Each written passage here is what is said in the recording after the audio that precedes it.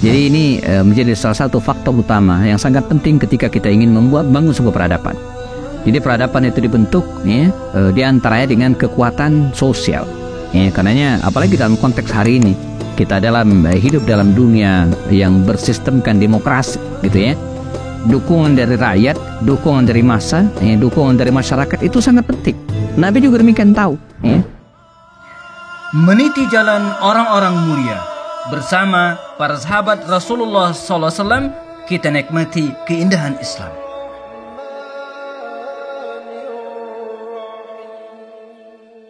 Assalamualaikum warahmatullahi wabarakatuh.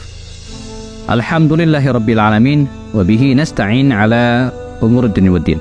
Asyhadu an la ilaha illallah wa asyhadu anna Muhammadan abduhu wa rasuluhu la nabiyya ba'dah. Kalau kita bicara tentang ilmu, ini adalah pemberian Allah yang luar biasa. Tidak heran kalau kemudian Nabi Sulaiman AS dikisahkan ketika disuruh untuk memilih ilmu, harta, atau jabatan, atau kekuasaan, maka Sulaiman memilih ilmu. Maka dengan ilmunya tersebut mendapatkan kekayaan, dan dengan ilmunya tersebut dia kemudian mendapatkan jabatan. Adalah sahabat Rasulullah Sa'ad bin Rabi'. Sa'ad bin Rabi' al-Ansari al-Khazraj, asli Madinah dari kabilah al-Khazraj, kalangan Ansar. Jauh sebelum Rasulullah hijrah ke Madinah, Sa'ad bin Rabi' ini dikenal sebagai satu di antara sedikit orang yang berilmu, bisa menulis dan membaca dengan baik. Nah, justru dengan ilmunya tersebut dia bisa mengumpulkan kekayaan. Kalaulah sebagian besar penduduk Madinah pekerjaannya adalah bertani, dengan menanam kurma dan seterusnya, tetapi Sa'ad bin Rabi' radhiyallahu anhu selain memiliki lahan yang luas dalam pertanian, juga seorang pedagang yang sukses dengan ilmunya.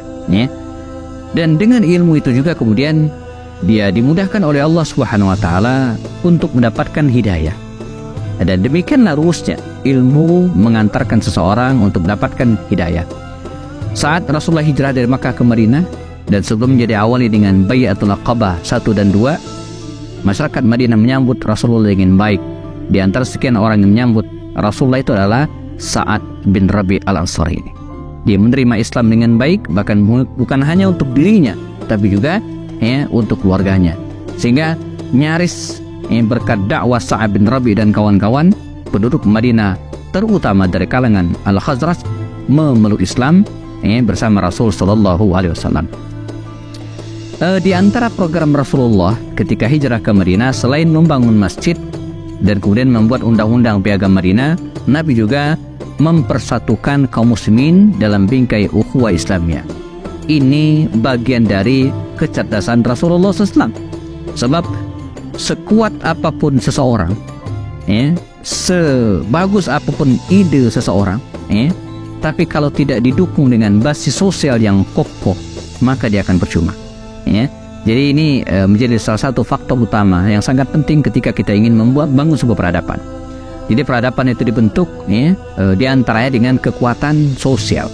Karenanya apalagi dalam konteks hari ini kita hidup dalam dunia yang bersistemkan demokrasi, gitu ya.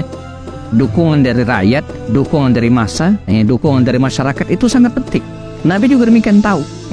Beliau betul-betul utusan Rasulullah, tapi dia juga harus mendapatkan dalam tanda kutip legalitas dari masyarakat, dukungan masyarakat.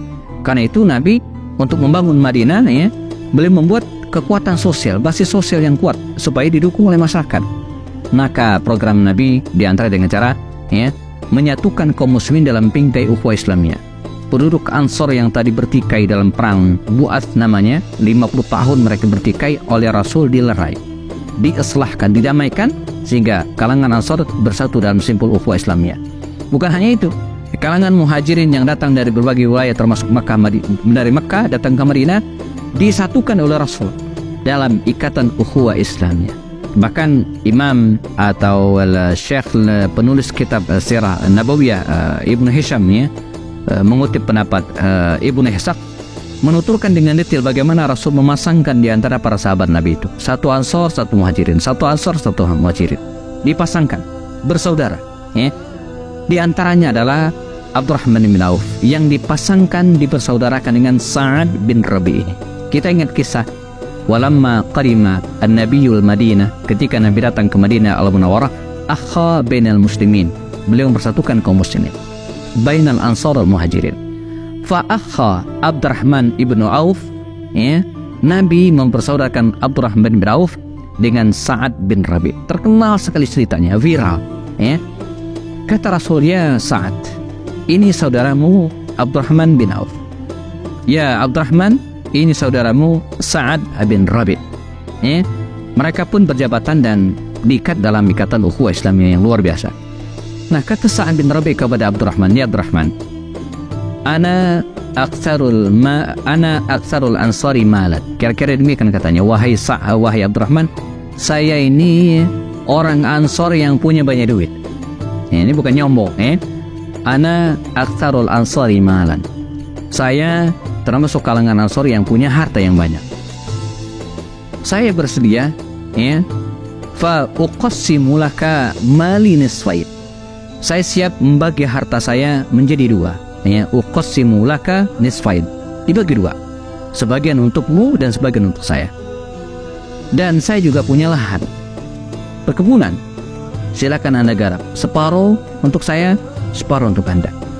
Dan dalam riwayat lain dikatakan, ya, liyamra'atan, saya punya dua istri, ya, pilih di antara salah seorang di antara keduanya, ya, fa ayyuhuma ajabatka, di manakah di antara dua ini yang menakjubkanmu, gitu kan, yang engkau mau, ya, sammiha, sebut namanya, ya, sebut namanya, utalliquha, saya akan menceraikannya, wa ba'da in qaddan iddatuha tuzawwijuha, beres masa idahnya engkau nikahi. Teman-teman sekalian, ini babnya bukan tentang pelecehan wanita, ya. Mungkin di antara kita menganggap, oh, kok bisa, ya, istri diposisikan sedemikian rupa. Mungkin ada di antara kita yang bertanya tentang kisah ini, ya. Kita harus melihat kisah itu pada konteksnya, bukan zaman hari. Dulu bagi bangsa Arab sebelum Islam, wanita itu sangatlah direndahkan. Bahkan di antara mereka punya banyak istri dan bisa dinikahi dan ceraikan kapanpun. Ini konteks pada zaman itu. Nah, belakangan kemudian Islam mengangkat derajat seorang wanita, di mana ada tata cara untuk mentalak istri, ada aturan-aturan yang harus kita perhatikan dalam memperlakukan istri. Bahkan Rasulullah SAW mengatakan, mazala Jibril, senantiasa Jibril memberikan wahyu dan kemudian mengingatkan, ya, agar berbuat baik kepada istri, ya, hatta azunna annahu, sampai-sampai saya mengira, kata Rasul, Allah itu akan mengharamkan talak. Nah, saking pentingnya kita berbuat baik kepada istri. Ini babnya, jadi bukan bab pelecehan seorang wanita. Nah, apa tanggapan dari Abdurrahman bin Auf ketika mendapatkan tawaran harta, mendapatkan tawaran kebun, mendapatkan tawaran rumah, bahkan tawaran istri? Kita akan bahas setelah yang berikut ini. Tetap bersama kami di program Mengenal Orang-Orang Mulia di sekitar Rasulullah Sallallahu Alaihi Wasallam.